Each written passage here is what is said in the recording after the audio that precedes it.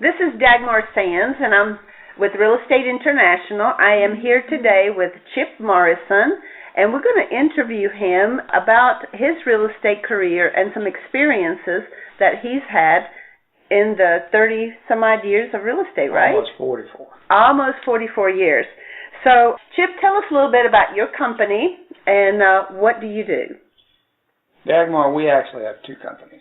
Okay, we have a real estate company known as Team Realty Group, which my wife is the principal broker of, and I hold an associate broker's license.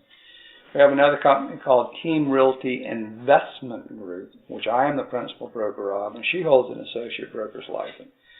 We operate independently and differently because the Team Realty Group is our realtor company. The investment company does all of the things that the residential company doesn't do. We do investment stuff, we do business stuff. It's our non-realtor company as well. I also intend at some point to use it in doing some franchising of our concept outside of the Atlanta marketplace. So for the investment group, do you have to have a special license for that, or just real estate license is good? Do you have like a...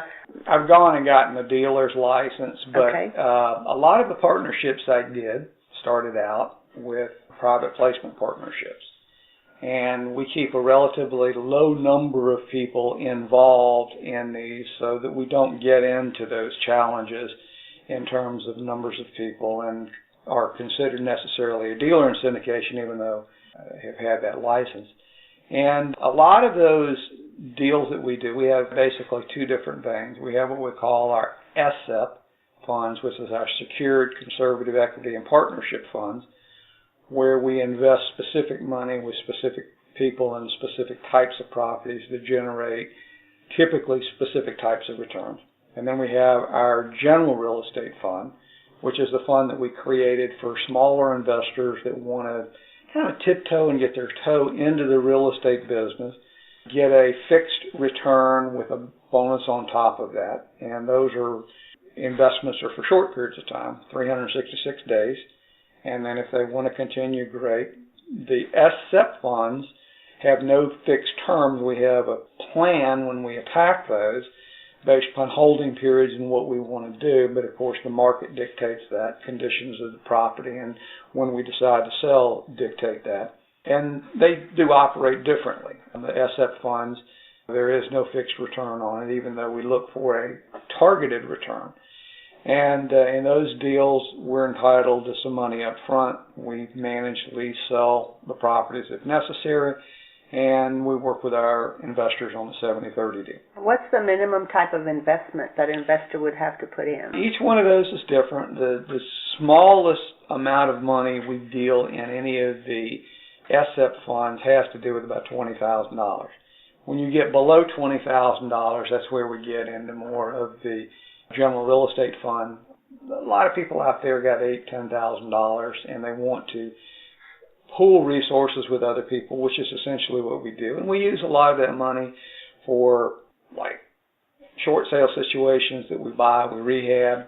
They do kind of know where their money's going. We keep them apprised of where those investments are made. The biggest difference is that we are in control of that money more than they are. In the other situation, they identify a specific property that we lead them to, and they know they're specifically vested in that one property. Now, Chip, who inspires you? You know, that's a real good question, Dagmar. Of course, most people know that my mother was a lifetime person in this real estate business. Right. And I would say early on, it wasn't so much that she inspired me, but it was the people that she surrounded herself with and the people that introduced me to what real estate and what opportunities in this business were all about. I would say later in life I had a greater appreciation for her than I did early on. Part of that was because when you grow up in a real estate family, we had a standing order that if my mother was not home by 8 o'clock at night, we would eat out. My father and I ate out probably 5 nights a week. So it was like, if this is what I'm accustomed to, I'm not sure that I really want to do this. But my mother kind of tapped me in the real estate business because actually I was selling real estate without having a license. And you go, well, how is that possible? It's because the people that I was selling real estate to were 6 feet under the ground. And she was thinking that, I'm going to give you a lateral move here and an opportunity to do something a little bit better than what you're accustomed to. And selling cemetery plots is a lot like selling real estate. There's a lot of prospecting and other things you do. But when the door opened up, I kind of took advantage of it. My plan, however, was the fact that I didn't think that the real estate business or the sales business in general was something I totally wanted to do, because I was still going to school, wanting to make something of myself. I wanted to become a doctor. I wanted to be a person that could help people. What I learned very quickly is that all of a sudden I was making a lot of money in the real estate business.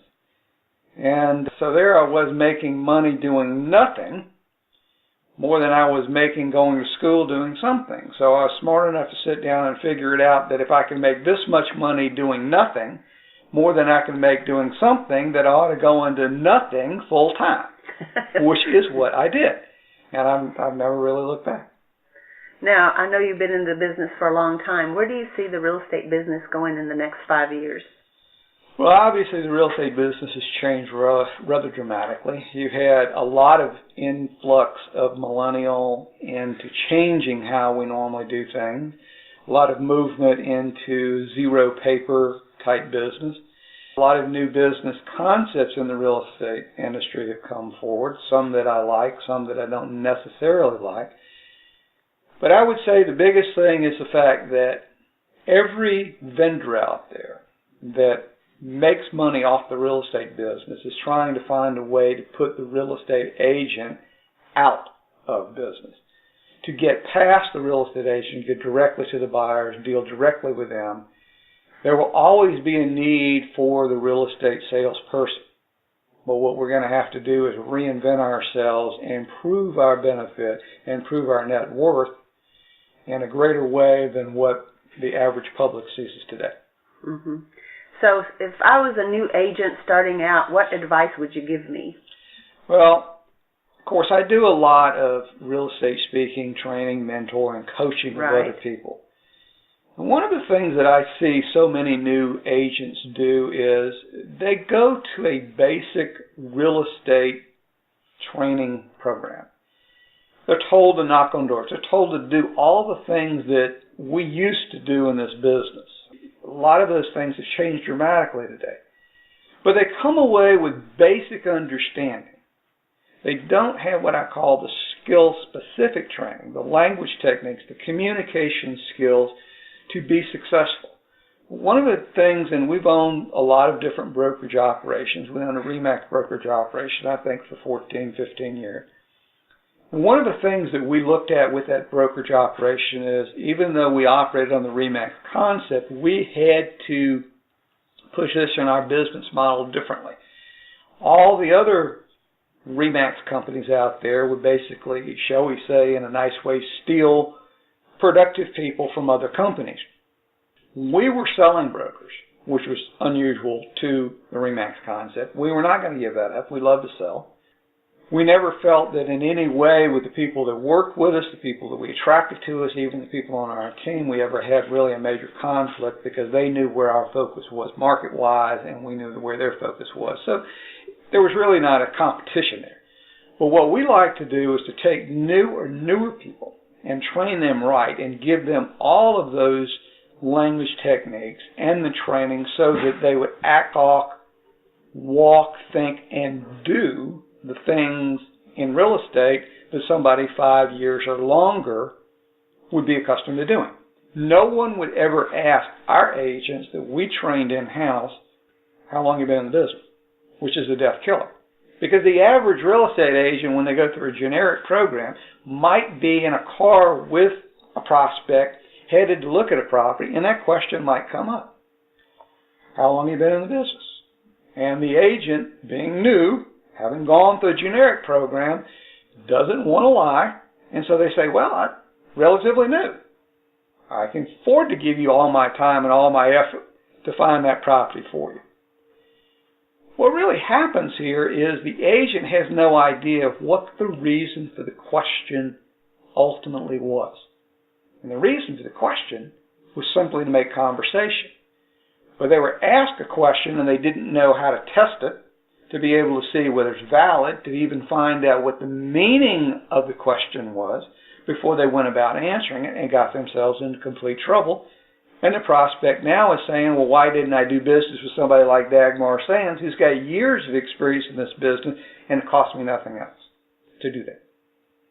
So I would say it's that skill-specific training that I feel is important. I know when my mother was one of the original people with Northside Realty here in Atlanta, I remember hearing a broker one time say to somebody in the office, well, I'm going to let you mentor and be with Mary over here. Well, my feeling is if Mary at that time only made $35,000 or $40,000 a year, the best that agent will ever become is making $35,000 or $40,000 a year, because that's the skills that they are being shown. Therefore, if you can take somebody that makes $500,000, $700,000, $1 million more a year, and you can put those skills into somebody new, that's how you take off in this business. That's how you become not ordinary, but you become extraordinary. Exactly. What motivates you even on a down day? Well, obviously we do have down days, but having been around a long period of time, I work on a business philosophy today called make money, have fun, be happy. If for some reason we're not having a productive make money day, I'm going to turn it into a good social day. If I'm not having a good social day, I'm going to turn it into a productive relationship day. So every day there's going to be something of value that I get. I may not win over here, but I'm going to win over here. And that's one of those things that just is important to me, to know that I've gotten the most out of the day, whatever that is. And therefore, if we didn't make money, at least I made more friends over here. At least I spent time with my wife and we had a date night. And so when it was all said and done, I can go to bed going, I got the most out of this 24 hours. It was a good day, yep. What makes you stand out against other agents? I would probably say one of the things is the experience level that I bring to the equation. What is extremely unique about me, and it's very hard to find in other people, is I understand both sides of this business, not only the residential side, but the commercial investment side. Most people can't do that. Residential has very emotional, a lot of touchy-feely stuff. And actually the commercial side can be too. That's where a lot of the decisions are made. But sometimes it's more black and white. It's numbers. It's returns. And it's things that are not as emotional. And having a broad base of understanding both sides and how to put on the hat and how to deal on both sides of that equation, I think is a tremendous asset. The other side of the equation is, having been in this business so long, there is nothing that we have not seen. We have ridden through certainly good times. We've ridden through many bad times. When I sold the majority of single-family homes myself, interest rates were 12.25% to 12.75%. I even had a 16% permanent mortgage on one of my properties. You figure out how to do it. And so the longevity and the experience, as I say, are priceless in terms of what I bring to the equation in working with people. That's a great answer. What's the most favorite thing to do in the whole wide world? Do you have a hobby? Is there something that you really love? I have things I do love. I'd probably say number one is flying. Flying is one of those experiences that when I'm up in the air, even if it's for an afternoon and just for fun for an hour, hour and a half, I leave my problems behind. Yes, they're there when I get back, but I'm able to completely escape because all my focus is on something entirely different. Besides flying, I've always been an avid golfer. I also like to hunt. And, Bambi I leave alone, but, I like bird hunting, particularly quail, dove, ducks. And it's also provided some tremendous camaraderie, not only with my own son, but also with other people that I've gotten to know. Okay. How do you keep relationships with your past clients and personal aspects to your business? How do you add that? I've always been a big believer in systems, and so we have systems in place for everything: contact management, how we deal with buyers, how we deal with sellers, how we merchandise property. Everything from cradle to grave is through a system. One of the things that I think a lot of agents make a mistake on is exactly that, about the inability for themselves to stay in touch with people in the long haul. They get through the closing and kind of lose sight after they've taken the commission check to the bank and closed the deal, which is why a great percentage of those people, 50% or more, become what I call orphan buyers or sellers out there, because they've lost complete contact with their agent. Even in situations where we do co-ops, we try to get those people in the database because we know that maybe that agent will fall out of the business. And through our, what we call, Reach Out and Touch Me programs, which has to do with not only email and letters and postcards and personal visits, personal invitations to events, we mix it up. And we know that a person, really to stay on their radar screen, has got to see something for you, in our belief, 12 times every 12 months. If not, they could lose interest. What we try to position ourselves is the go-to agent. Not just an agent they remember, but the go-to agent, so that when things about real estate opportunities, investment, come to mind, we're the first call. Okay. What tools do you use to stay in touch with the clients? What's your favorite tool? Is it a newsletter? Is it a postcard? Email? I don't know that I have a favorite, other than the fact that I'm more of what I love to say is a face-to-face, belly-to-belly person. I like to invite people out to dinner. In fact, a lot of our customers, not that we ever intended it to happen, but become our friends. And we socialize with them. We involve them in terms of trips, outings, events. It's kind of the old philosophy, the more you do with us, the more you get. We have a spectacular party every year where we invite people to. I got that from my mother years ago, and it's like one of those things that's the party not to be missed, and everybody wants to come, so everybody, fights to get on that list to be able to attend that event. What month of the year do you have that? We usually have it in December. December? Okay. We will have it as a Christmas celebration. We've already had it for this year.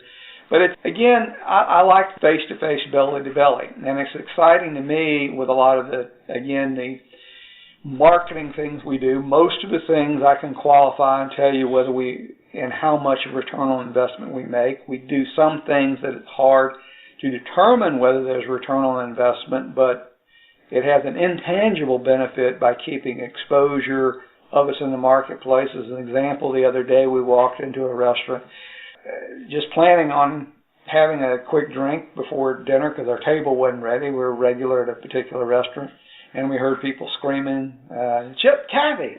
And it was a customer that we had sold a home to 15 years ago. Wow. That obviously we stayed in touch with. I must say, though, that I'm better with faces. My wife is better with names. And so, we were able to That's save a good combination. that. Oh, yeah, it was a great combination, particularly at that moment in time. And, those are the sort of things that I really like.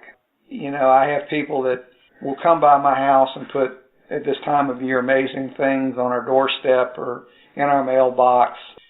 Because to me, it's not the individual transactions that we do, it's the relationships long-term that we build. And when people become involved in your success, you will have more success. That's very true, very true. What's the area of concentration that you have? Do you farm an area, a subdivision, county?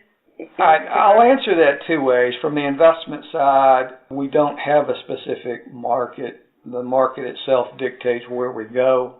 In some cases, when the market was bad here in Atlanta through the real estate depression that we went through recently, opportunities couldn't be found here, but they could be found in other markets, so we went there.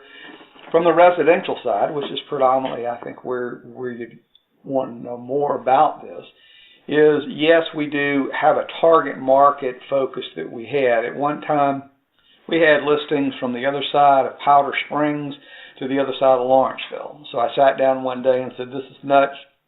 I'm running myself ragged. sat down and said, what is the average brokerage commission that I wanted to make? Where was that price point that I was happy with? I identified how close is to that to where we are. So that's how we shrunk our market down.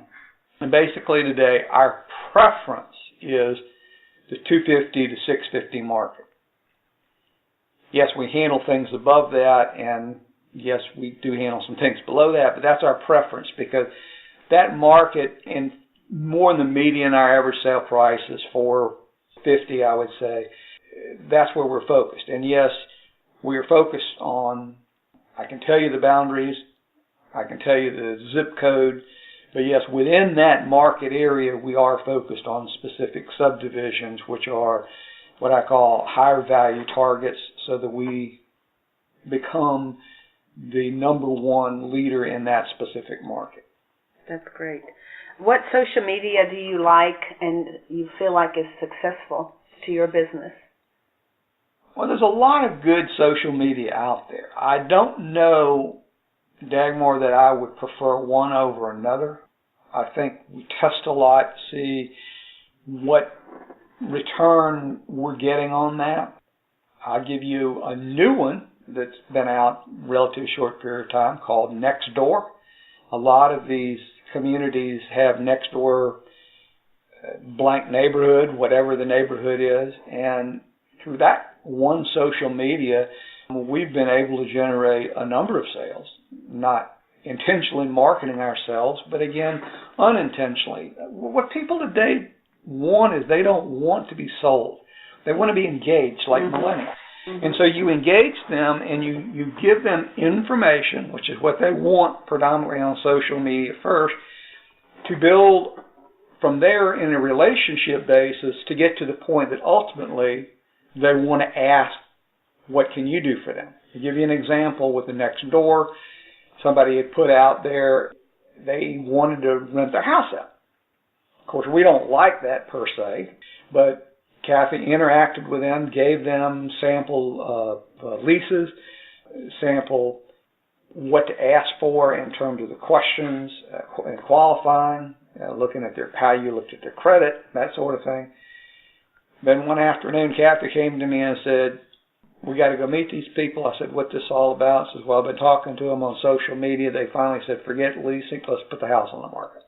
What was interesting about that particular event was these people that we interacted with, that we listed that home, sold it in like 3 days for well over list price. Less than 30 days ago, they had just bought a new personal residence through another real estate agent. And you wonder, well, why on earth? If they had just sold it, why would they not go back to that agent? It's because we developed a relationship in a way with them that was non-confrontational, that was relationship-driven to help them, and we ended up being their go-to agent as opposed to the agent they just completed their personal transaction with. Now, do you have an assistant that does that for you, or do you do the interaction yourself? I know you mentioned Kathy does a lot of it, but... Let me kind of give you a vision of where we are today. There was a point in time when we ran our brokerage operation, and we also had our own team within that brokerage operation. We had 5 people that worked for us, plus an administrative person. Obviously, I was the strong person on developing market share. You do that by developing more signs, which means you're highly focused on listings. Most of the people that work for us were buyer specialists. We had one listing person that worked for us. But, you know, that's kind of where our focus was. And today, we don't do near the number of units we did. Back then, we would list, sell, close, lease a house every 48 hours on average. We moved quite a number of units. Today, we don't do anywhere near that number of units, but we make more money on the deals we do. A lot of them we're making 1.5 sides on. We're buying things with investor money, people that we're partnerships in with, or investors we're basically flipping deals too. We're making full commission going in. We're making at least half going out the other side. So our dollar amount is larger, even though our number of units down today is lower. We work with one administrative person that helps on both sides of the equation, and really only have one additional person besides Kathy and I that work within the Team Realty group side of the business. That's great. What mobile applications do you use? Well, we have our own. We work with a company called Realty that has both our contact management systems. It's called Realty? Realty, Realkiss. Okay. And they also manage our website. And so everything's integrated on my phone. A lot of the contact management stuff, if somebody wants to make an appointment to see a house, it comes right to my phone. Of course, we have our own mobile app as well. I would probably say that's number one. Even though I love it, Kathy uses other mobile apps, particularly, obviously, when we work with millennials, you can't touch paper, so we're using FMLS mobile things, which is it's important. That allows us to immediately answer when somebody shoves the phone in our face and says, "What about this listing?" We can immediately say, "Under contract, unavailable," power lines behind it, whatever. I would probably say those are the two biggest. We've also found working with millennials, though, that the Matrix portal through FMLS, that listing book is more accepted by them, and it also allows us to brand ourselves a little bit better with the information they get. As much as our website and the technology that we have surrounding that works well, I even have a hard time getting Kathy to use it, because everything that you can do through the other portals can be done through our website. And you mentioned that you had systems set up for buyers and sellers. You have like checklists that you use? Well, this developed a long time ago when we had Top Producer. And we would have from what I call the cradle to grave program. From the love Top Producer, by the way. The one time we meet that. So there were, again, a tremendous number of things that in our contact management system tell us what we need to do, how we need to do it, whose birthday it is today, whose anniversary it is, house anniversary, personal anniversary. One of the things we've always tried to do, too, in our contact management systems is when there are kids involved, find out their birthdays, because parents really love it when out of clear blue sky you acknowledge their kid's birthday or somebody that's close to you. We even had a couple of dogs in there, and when the dog's birthday came up, there were people that were very pet friendly. They love that. Do you use a coach, or have you ever used a coach in the past? I don't know you would call it a coach. When I was new in this business, as great as my mother was, I was a kid. And I didn't want to learn as much from her as what I really wanted to learn in the marketplace. And what I learned at 19 years old in this business is that if I sat down in somebody's living room to talk to them about putting their home on the market, and they were interviewing agents, and I had another gentleman that was like me today that had silver hair, that looked the part, that gave the perception of having been in this business for a long period of time. I knew that when I opened my mouth, I had something dramatic that I had to be able to say. I had to have a marketing plan. I had to have the skills that would run circles around any other person there. And there was a particular gentleman of mine, we're still close friends. He's up there in age, but a gentleman by the name of Jerry Bresser. And Jerry had a system back then. I believe he used to call the name List Tech. And we basically got locked into a hotel room for a week with him. And being a very skeptical person, I wasn't buying totally what he was having to say. And one of the first things in the very first day that he entered us to was some language techniques for getting an appointment with a for-sale buyer almost every time. So at the break, the very first day, again being a very skeptical person, I went and I bought a paper from the newsstand of the hotel we were in. I circled a bunch of for sale by owners, and I got on the payphone, because there weren't cell phones back then, and started to make some phone calls. I made 3 calls to 3 FSBOs, got 3 appointments, went back in the room, told him, okay, I'm a believer. He said, that's great, I got to call and cancel. It's like, why do I have to call and cancel? I said, you don't know the rest of the program.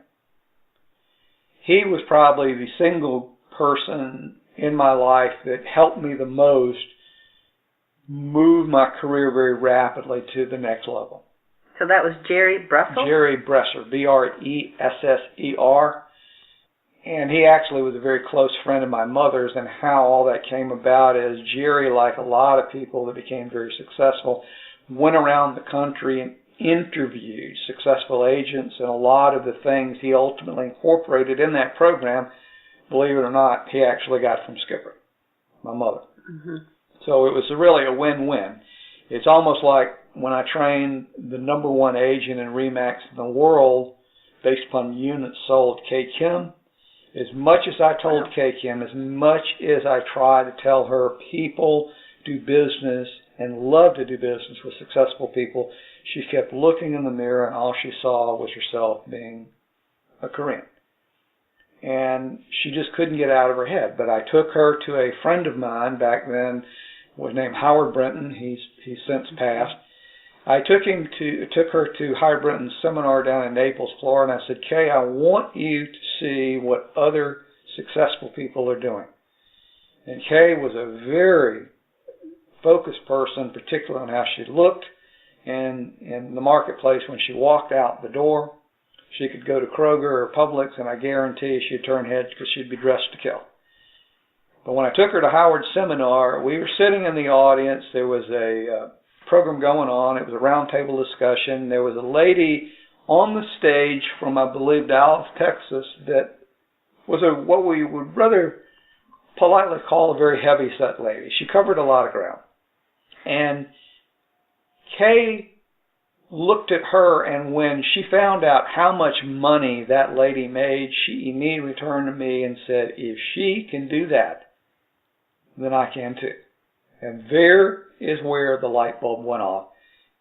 And that's the moment in time she went making large sums of money, well over $1 million, even over $2 million, and she just took off. And it was because now she saw herself in a totally different light. It was that aha moment. It was an aha moment. And I was glad I was there at that moment it took place. What's I know you don't like me to say the funniest, but the most interesting stories in real estate that you would like to share with someone and let them know how you overcame, or what did you do about that transaction? Well, I mean, I've had a lot of interesting things. I've been blessed to have worked with a lot of well-known people in Atlanta, from the chairman of the board of Delta Airlines to a lot of famous people, actors, movie stars, people on TV. I'm not sure that there's one particular event that stands out. I'll mention 2 that were surprising to me. One was sold a house to a gentleman. Actually, a friend of the gentleman came into an open house that I was having in the subdivision that we were marketing homes over in East Cobb, and then brought back another gentleman who was also a long-haired individual at the time. And to make a long story short, we ended up selling that house to the guy he brought back, who was his buddy.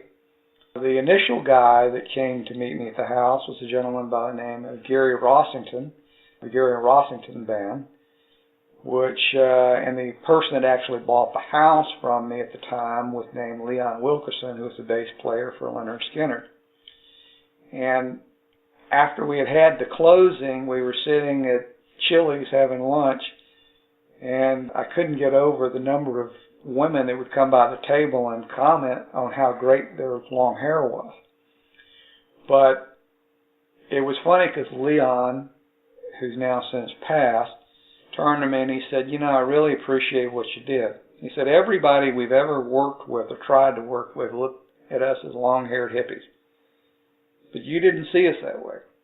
You saw us in a totally different light.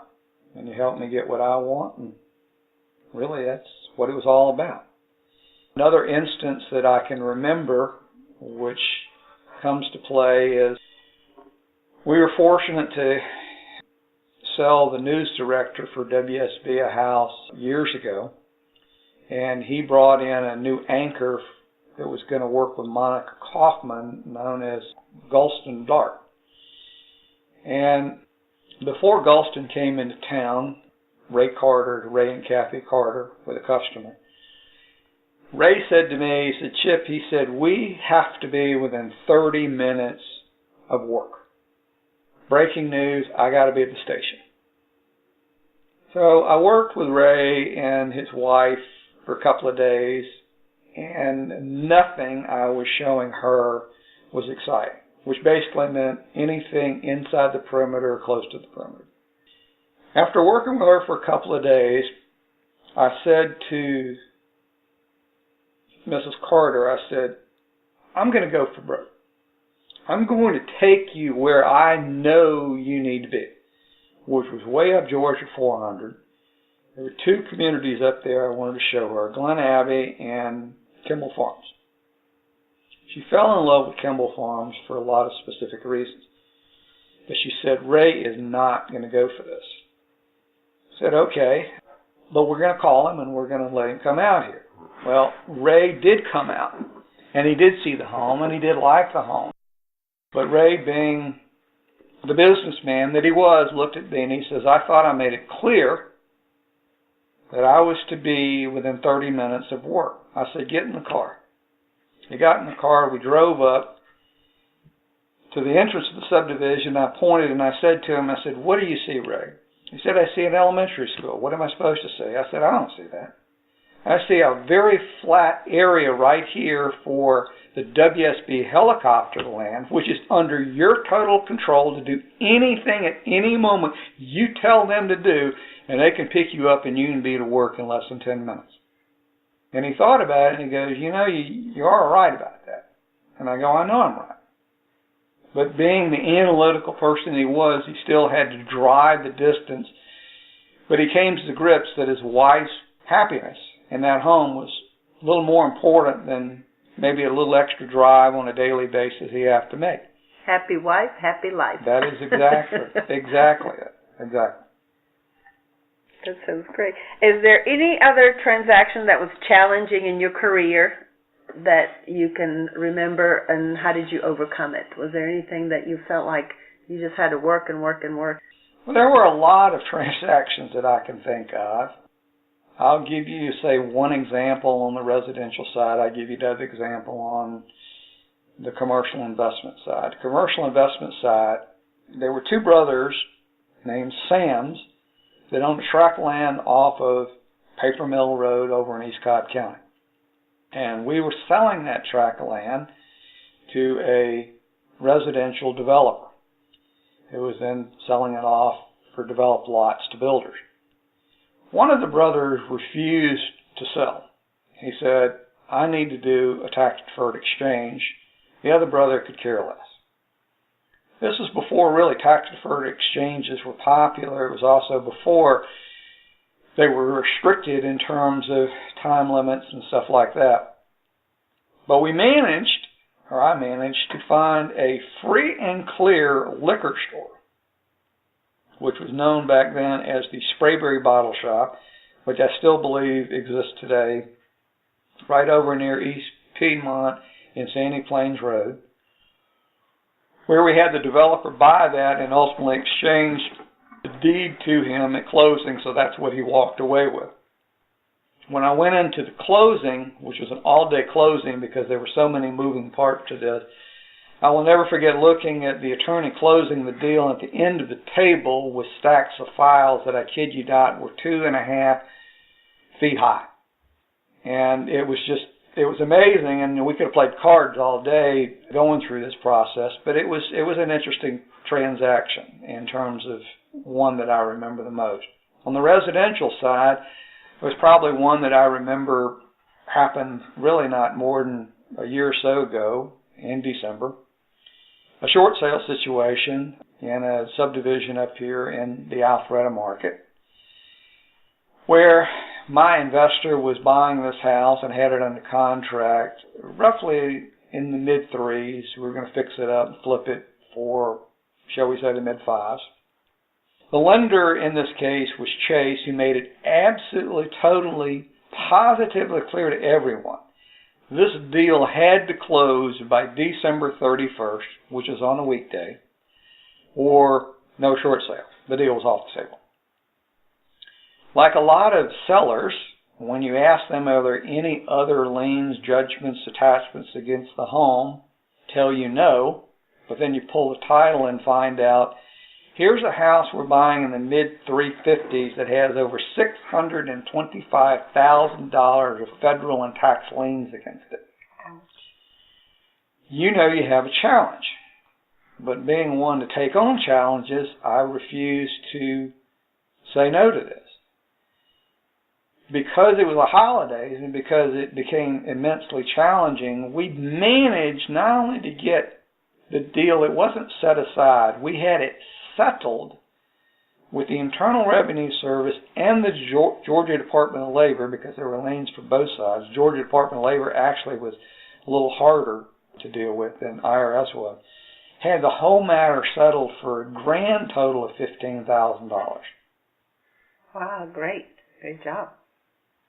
However, the day before the closing, the investor that I was selling it to said, Chip, I'm short $110,000 for closing tomorrow, which created a little bit of anxiety on my part, but I picked up the phone and I did solve that problem, which coincidentally is one time when you have a challenge, you find another way in the future that doesn't become a challenge, where you learn.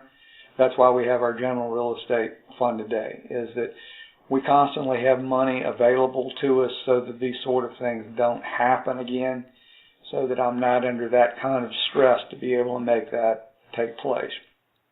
That was a win-win deal for everybody. The people that had the house received a nice check because we were able to work that out with Chase. So they had, and we did put them in a rental property, but they had a nice check from Chase, and there were a lot of tears from them and a lot of hugs from them that I was able to do that for them. You made it a win-win-win for everybody. I really did. And, you know, that does bring up one thing I will say. If anything, and this is a big challenge I see a lot of real estate agents making today, you do always want to strive for win-win relationships in everything you do. But one of the biggest challenges that I see is that agents don't put themselves as a higher priority on that food chain. When I coach and mentor agents, the first check I want to see an agent write every day or every month is to someone that needs it more than they do. The second check I want to see them write is to themselves. Unfortunately, that's usually the last check they write, so therefore they're out of money and they have no money for themselves, which is a backwards program. It's like, if you're getting in the real estate business, you ought to already have your goals planned of what you want to accomplish. Why are you just going out and interviewing any real estate broker or letting them interview you? Why are you not going into real estate brokers to see whether or not those specific brokers can meet those specific goals that you want to achieve? You know, you don't need a tour of an office. What you need is a broker that can help you accomplish and get where you want to go, not where the broker wants you to play a role and where they want to be. That's one of the biggest challenges. But agents don't put themselves first. I've got a situation right now where I believe in control. If I can control the transaction in all facets, I will. We have a situation where one of our companies is representing the buyer, one of our companies is representing the other company is representing the seller. The buyer utilized home equity line through a bank we recommended. They also went to another bank and got a SBA loan from somebody that we recommended. So I believe in total control as much as I can. But I also believe that we have a buyer that wants to buy and a seller that wants to sell. And when the going gets tough, which it does sometimes in putting these deals together, you have to have them structured in a way that makes people think twice about having their exit strategy out of there, meaning you don't make any money and nobody wins. And one of the ways I particularly accomplished this facet, which I have been accustomed to doing, is asking for as much earnest money as I can. I knew that the downstroke in this instance was that the man had to put up $250,000 as the downstroke, so why not go ahead and ask for that as earnest money? I bought a shopping center one time with some Korean partners up on Northridge Road here in Atlanta. And when I put that deal together, actually the shopping center was owned by a residential builder who was in trouble, that was putting money from the rents into his home building business to keep it propped up. I couldn't make the deal work with him as much as I wanted to help him out. So I happened to know the law firm that was going to handle the foreclosure, and I said, when you have the property back, call me up and let me know. So he called me up and he said to me, I've got the property, what do you want to do? I said, I've already run the numbers on this deal. What do they want for it? So they want $1,850,000 for it. Tell them I'll give them $1,650,000, and I want $1 million for non-recourse financing note. Now, most people that may be listening to this would not know what a non-recourse financing note is, but it's a note that has no personal guarantee to it, which is very hard to do. At the end of that equation, my attorney friend, who I've worked with for over 30 years, looked at me and he says, I have to ask you one question. What was the deal with the $250,000 earnest money that you put down on this deal? I said, because number one, I could, and number two is I wanted the seller in this case to see that I was serious. Even though I was beating them on price, I wanted them to know that I could close with all cash and I could close quickly if we had to, and I could even close quicker if they would give us the kind of financing that we needed. To make a long story short, here again, everybody got what they needed, but he couldn't get out of his mind why I put up $250,000. So again, it was a win-win situation, and you got it over that finish line. For everybody. Exactly. That sounds great. Well, I want to thank you for allowing us to interview you. I know that the listeners that are listening today are going to get a lot of information from this, and we will try to put a lot of this information in the book that we're writing, and we wish you lots of success in 2017 and all the years ahead of you. Thank you. So thank you. Appreciate it, Dagmar.